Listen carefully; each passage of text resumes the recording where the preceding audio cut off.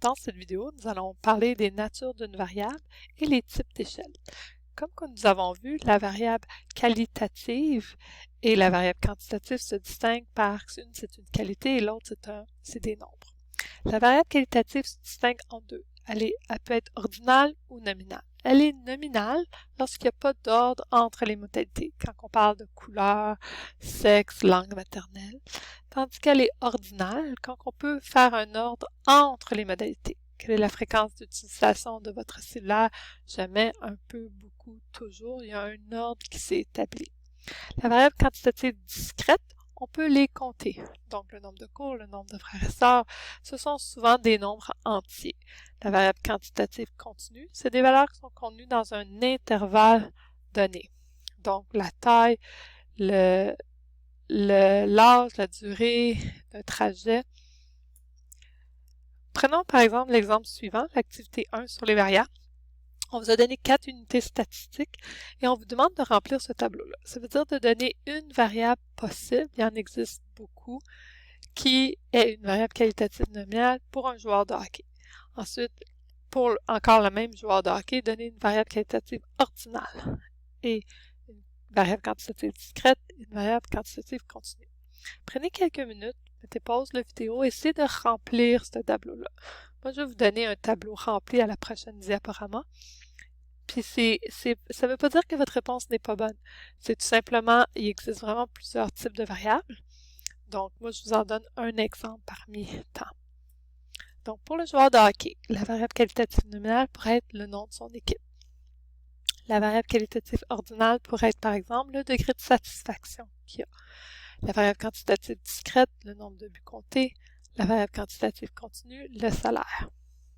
Pour une étudiante au cégep, ou une étudiante au cégep, la nominale pourrait être son sexe, la qualitative ordinale pourrait être la fréquence qu'elle vient au cours, la quantitative discrète, c'est le nombre de cours échoués, sa quantitative continue serait sa cotère. Pour un lac du Canada, la qualitative nominale serait la présence ou non d'algues bleues, qualitative ordinale, la qualité de l'eau, la quantitative discrète serait le nombre de riverains et la quantitative continue serait la superficie. Pour un ou une immigrante au Canada, la qualitative nominale serait sa nationalité, la qualitative ordinale serait sa capacité à parler français, la quantitative discrète serait le nombre d'enfants et la quantitative continue serait l'âge. Deuxième activité. Si je vous demandais quelle est votre couleur préférée, ici, je vous donne 4 choix, bleu, jaune, vert et orange. Mais si vous, dans votre tête, vous aimez le rouge, bien, ça vous met un petit peu mal à l'aise parce que vous ne savez pas quoi choisir. Donc, quand vous posez une question dans un questionnaire, vous devez vous assurer que tous les choix de réponse soient possibles. Et ça s'appelle l'exhaustivité. Tous les cas sont présents.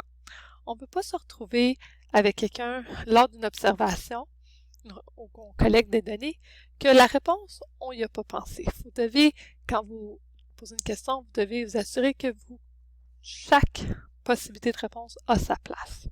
Donc, la personne qui a rouge dans sa tête va donc choisir la lettre E et ainsi, la question devient exhaustive. C'est très important de respecter ça. Si je regarde la deuxième question, quel est votre salaire annuel? Puis là, vous avez 0 à 10 000, 5 000 à 15 000, 15 à 20 000, 20 000 et plus. Il y a quelqu'un qui gagne 9 000 $. Est-ce qu'il va encercler la lettre A ou la lettre B? On veut éviter toute ambiguïté comme ça. Et ça, cette caractéristique s'appelle l'exclusivité. Ça veut dire que chaque valeur rentre dans une seule et unique catégorie. Donc, il va falloir redéfinir nos échelles pour que le 9 000 rentre dans une seule catégorie. Donc, on va aller de 0 à 10 000, exclu, et pour la première catégorie, la catégorie B va donc commencer de 10 000 à 15 000, et ensuite de 15 000 à 20 000, et ensuite de 20 000 et plus. Donc, comme ça, chaque valeur possible qui peut avoir comme réponse a sa place. Donc, ces deux caractéristiques sont super importantes, c'est l'exhaustivité et l'exclusivité. Les échelles de mesure, il y en existe 4. La première, c'est la nominale. Donc, on a choisi un code numérique pour chaque catégorie. Donc, par exemple, quel est votre sexe? Bon, tous ceux qui sont masculins vont encercler le 1, tous ceux qui sont féminins vont encercler le 2. Mais on aurait pu avoir un féminin, 2 masculins. Ça ne dérange pas, il n'y a pas d'ordre. Hein? L'ordre n'est pas important. La deuxième échelle, l'ordinal, le mot le dit, doit avoir un ordre. Donc le code numérique qu'on associe 1, 2, 3, 4, donc les réponses doivent être mises en ordre croissant. Donc par exemple, combien d'enfants avez-vous? Donc ceux qui ont 0 enfants vont encercler le 1. Ceux qui ont 1 ou 2 enfants vont encercler le 2 et le 3 vont encercler 3 ou 4. Donc l'ordre des réponses grandit de plus en plus. Hein? Donc, ceux qui ont répondu 1 ont moins d'enfants que ceux qui ont répondu 2, qui ont moins d'enfants que ceux qui ont répondu 3, etc. C'est important de respecter l'ordre croissant des choses, d'où l'échelle ordinale. L'échelle d'intervalle, c'est premièrement pour les variables quantitatives uniquement.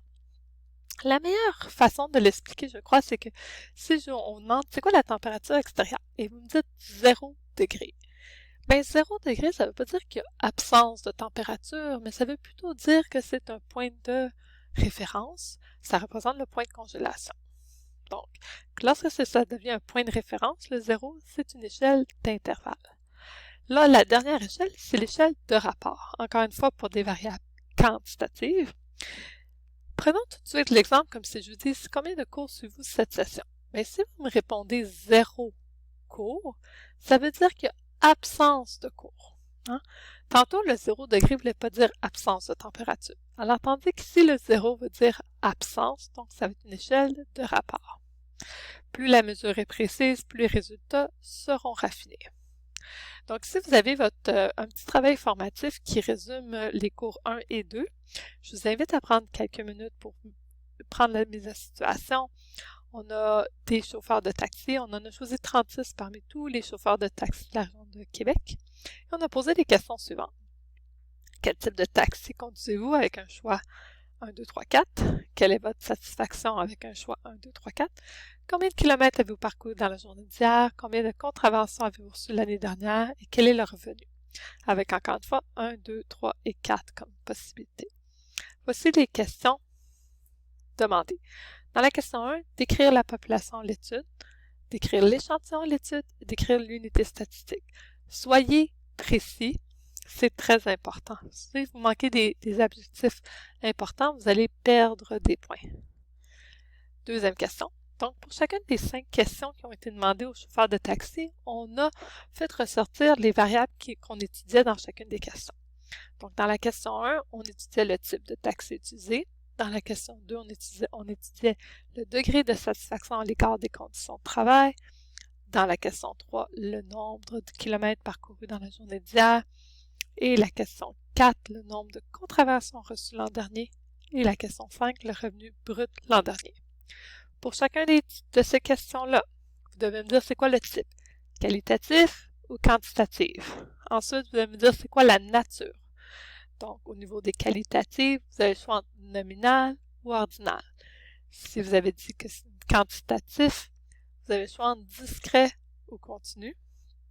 Et nommer l'échelle utilisée. Nominal, ordinal, d'intervalle ou de rapport. Prenez quelques minutes, mettez pause la vidéo et essayez de remplir par vous-même ces questions-là pour voir si vous avez bien compris la matière. Et je vous donne les réponses dans un instant. Donc, si vous pensez que vous avez les bonnes réponses ou vous pensez que vous avez terminé, corrigez-vous ici. Pour la population, je dois voir le mot « tout » dans votre réponse.